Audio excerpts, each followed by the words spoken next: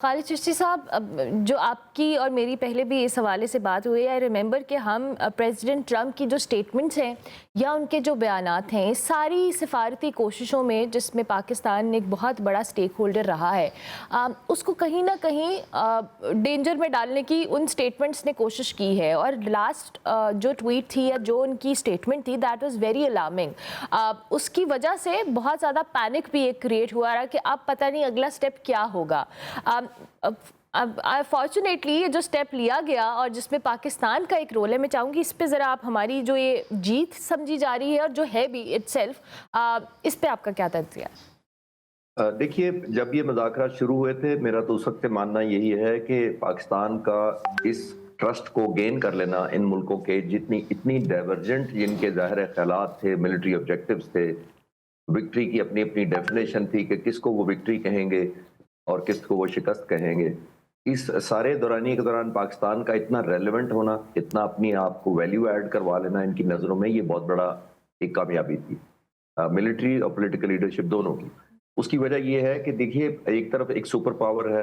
Back by اسرائیل، دوسری طرف ایران ہے. ظاہر ہے آلموسٹ اسٹینڈ الون ایک ملک لڑ رہا تھا. ڈائیورجنٹ اس لیے میں نے کہا کہ ان کی ویلیو اپنی اپنی تھی اور جسٹیفیکیشن اپنی اپنی تھی. اور سب سے بڑی بات تھی کہ اس کے اندر پریزیڈنٹ ٹرمپ کا پرسنل ایک انا بھی شامل ہو گئی تھی کہ میں جیت کر دکھاؤں گا، میں یہ کر دوں گا. پھر ایسی صورتحال میں پاکستان کی پوزیشن نہ صرف سینسیٹیو تھی، چیلنجنگ تھی، بلکہ ان اے وے ایک قابل فخر بھی تھی کہ ہم پر اعتبار کیا گیا، ہمیں اس سمجھا گیا. کیونکہ 2 یا 3 اس طرح کی جب ڈائیورجنٹ خیالات کے ساتھ ایک ملک کی نمائندگی کرنے کا یا ہوسٹ کرنے کا ایک موقع دیا جاتا ہے، تو یہ اٹ سیلف آپ کی انٹرنیشنل کمیٹی آف نیشنز کے اندر ایک ٹرسٹ، ایک ایڈڈ ویلیو اور ایک اعتبار کی نشانی ہوتا ہے بنیاد. تو یہ بہت بڑی کامیابی ہے کہ پاکستان کی بات مان لی گئی. ظاہر ہے اس خطے کے لیے بھی بہت ضروری تھا امن، اور دنیا کی اکانومی آپ دیکھ رہی ہیں کہاں، اور سب سے زیادہ پسنے والے ہم جیسے ڈیولپنگ یا انڈر ڈیولپ یا آبویسلی ایسے ملک تھے جن کی ڈپینڈنسی آئل پر بہت زیادہ تھی. تو یہ بہت خوشائن بات ہے اور ہمیں امید اور دعا کرنی چاہیے کہ پرماننٹ سیز فائر ہو جائے اور ایران کی جو گریوینسز ہیں وہ بھی ایڈریس ہونے چاہیے، جس میں وہ کہتا ہے کہ ان پرووکڈ ہر 6 مہینے بعد یا سال بعد جس طرح اس پر حملے ہوتے آئے ہیں پچھلے ٹریڈیشنلی، تو وہ بھی ختم ہونے چاہیے. اور جس مقصد کے لیے انہوں نے اتنی سیکریفائز ایران لوگوں کو دی ہے، ان کو بھی ایڈریس ہونا چاہیے. بالکل. خالد چشتی صاحب، میرے ایک اور سوال میں چاہوں گی آپ اس کو کوئکلی بھی ایڈریس کریں، بیکاز آئی بلیو کہ یہ جو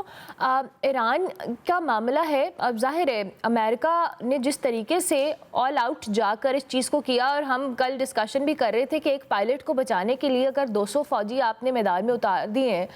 تو یہ بھی ایک ملٹری اسٹریٹجی میں ایک بہت بڑا کہہ لیں مذاق ہی ہے، کیونکہ اگر کوئی عقل مند یا سینسیبل چیز ہو تو اس کو اتنے فخر سے آ کر بتایا بھی نہ جائے. یہ جو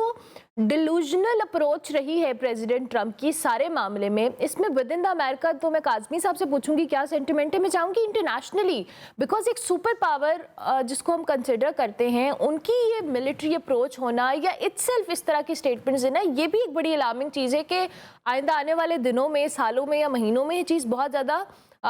ٹریگر ہو سکتی ہے کسی بھی لیول پہ. جی، آپ بالکل ٹھیک کہہ رہی ہیں، کیونکہ پریزیڈنٹ ٹرمپ کا ہم نے ٹریک ریکارڈ دیکھا کہ انہوں نے بہت زیادہ ویریشن کی اور بڑی ہی بعض دفعہ تو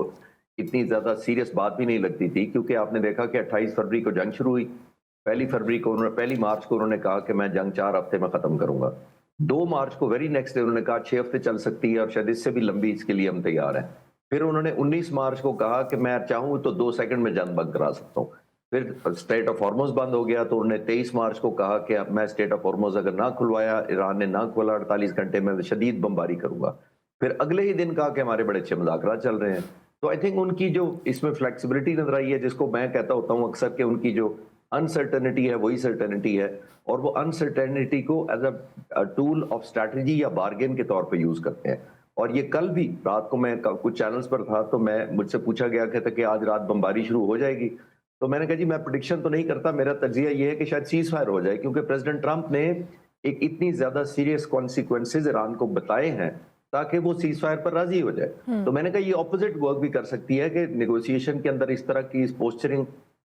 اشورڈ ڈسٹرکشن کے بیانات کا مطلب یہی ہوتا ہے کہ دوسری پارٹی کو یا جو آپ کے مخالف فریق ہے اس کو یہ کنوکشن دے دی جائے یا بلیو دے دیا جائے کہ تباہی جو شکست ہے وہ آپ کا مقدر بن چکی ہے، اس لیے کمپرومائز کرنے پر تیار ہو جاؤ. تو میرا خیال یہ کل بھی یہی تھا کہ یہ پریزیڈنٹ ٹرمپ جو کہہ رہے ہیں کہ یہ تہذیب کو ختم کر دوں گا، تو یہ ایک بارگیننگ چپ کے طور پر بھی استعمال ہو رہی ہے. تو لیکن الحمدللہ یہ بہت اچھا ہوا کہ سیز فائر ہوا ہے، اور یہ پرماننٹ ہو جائے تو ظاہر ہے اس خطے کے اور دنیا کے لوگ بہتر زندگی گزارنا شروع کریں. اب اسلام آباد کے اندر چونکہ ہم اس میں ایکسپیکٹ کر رہے ہیں کہ ایک بڑا امپورٹنٹ ڈپلومیٹک رول ادا ہوگا، کیونکہ پاکستان کے پرائم منسٹر نے یہ اس حوالے سے کہا بھی ہے. کتنی امپورٹنٹ چیز ہے کہ یہ جو عارضی چیز ایک ہوئی ہے، جس میں آپ نے خود بھی مینشن کیا کہ ایران کے نکات کو بھی ایڈریس کیا جائے اور فلیکسیبلٹی دونوں سائڈ سے ہو، اور پاکستان ایز اے میڈیٹر اگر کردار ادا کر رہا ہے تو اس کو لانگ ٹرم امپیکٹ کے لیے کیا جائے، اس کے لیے ہماری ایفرٹس اور کس طریقے یا کس ڈائریکشن کے اندر ہونی چاہیے؟ دیکھیے ارملا، نیگوسیشن جب بھی اس طرح کی ہوتی ہے، obviously آپ اس میں دیکھا آپ نے کہ کوئی کلیئر کٹ ڈیفیٹ نہیں ہوئی، کسی ملک نے ہتھیار ڈالنے کا اعلان نہیں کیا. جو امریکہ سمجھ رہا تھا کہ میں چند دنوں میں، شاید میرا خیال یہ تھا کہ امریکہ کو یہ زون تھا کہ وہ چند دنوں میں ایران کو گھٹنے ٹیکنے پر مجبور کر دے گا، یا تو وہ رجیم چینج ہو جائے گی، یا ظاہر ہے وہ ان کی مرضی کی کمپرومائزز کرنے پر ایران مجبور ہو جائے گا. اور جس دن یہ جنگ انفولڈ ہوئی تھی، میں نے اسی دن کہا تھا جب انہوں نے 49 لیڈروں کو شہید کیا گیا، اور اس کے بعد پریزیڈنٹ ٹرمپ نے اعلان کیا تھا کہ ایران کے لوگ ٹیک اوور کر لیں حکومت. میں نے اس دن کہا تھا کہ یہ نان سٹارٹر جنگ ہے، یہ امریکہ کو کامیابی نہیں ہوگی. اس لیے نہیں کہ میں کوئی پریڈکشن کرتا ہوں، بٹ میرا تجزیہ یہ تھا کہ نہ آپ پہلے دن لیڈرز کو نشانہ بناتے ہیں اور اتنے لوگوں کو، 49 لوگوں کو شہید کرتے ہیں. نمبر 2، اپنی وننگ ریسیپی یا فارمولیشن کے اندر آپ کبھی بھی جن لوگوں پر آپ نے بعد میں آنے والے وقتوں میں آپ نے دیکھا کہ آلموسٹ 38-40 دن تک بمباری ہوتی رہی، ان کو نہیں کہتے کہ مجھے جتا دو اور تم ٹیک اوور کر لو تاکہ میں جیت جاؤں. ایسی بات یہ ہوتی ہی نہیں ہے. یہ ایک اور نان سٹارٹر تھا. پھر لوگ یونائٹڈ ہو گئے. پھر آپ نے دیکھا کہ ان کی وکٹری پولز چینج ہوتے رہے پریزیڈنٹ ٹرمپ کے، کبھی وہ کسی چیز کو وکٹری کہتے تھے، کبھی کسی کو وکٹری کہتے تھے. تو coming back to the point, اب 38 دنوں میں جتنے دن جنگ ہوئی، یہ تمام کا تمام کم بیک ایران کا کرنا ہی ایک وجہ بنا ہے، نمبر 1. اسی لیے امریکہ کو کمپرومائز کرنا پڑا. ایک جو سب سے لیجیٹمیٹ میں ان کی جسٹیفائڈ سمجھتا ہوں جو دلیل کہہ رہے ہیں یا ڈیمانڈ کہہ لیں جو ایران کی ہے، وہ یہ کہتے ہیں کہ ہمیں ایشورڈ ویریفیکیشن ہونی چاہیے کہ آپ پھر نہیں چڑھ دوڑیں گے یا حملہ نہیں کریں گے. 2024 میں کیا، پھر پچھلے سال کیا انہوں نے دوبارہ. پھر امریکن پریزیڈنٹ نے کہا، انگریزی کا لفظ یہ کیا کہ میں نے ایران کے نیوکلیر پلانٹ کو آربیٹریٹ کر دیا ہے. جو انگریزی میں ترجمہ میں پڑھنے کی کوشش کر رہا تھا، اس کا مطلب ہے نشان مٹا دیا ہے، صفحہ ہستی سے ختم کر دیا نیوکلیر پلانٹ. اگر وہ کر دیا تھا تو پھر 7 مہینے بعد آپ دوبارہ کیوں آئے تھے؟ تو میں یہ کہہ رہا ہوں کہ اس طرح ایک ڈگری آف ایشورنس ایران کا بنتا ہے. تو اگر یہ ہوا تو پائیدار امن، اور obviously خطے کے لیے جیسے میں نے عرض کیا کہ یہ اب ایک بڑا ایک گولڈن اپرچونٹی ہے، بیکاز یہ روز روز ایسے موقع آتے نہیں ہیں، اور اتنی تباہی امریکہ بھی روز نہیں obviously بچا سکے گا، اور ایران کے لوگ بھی شاید برداشت نہ کر سکے آنے والے وقتوں میں اس طرح.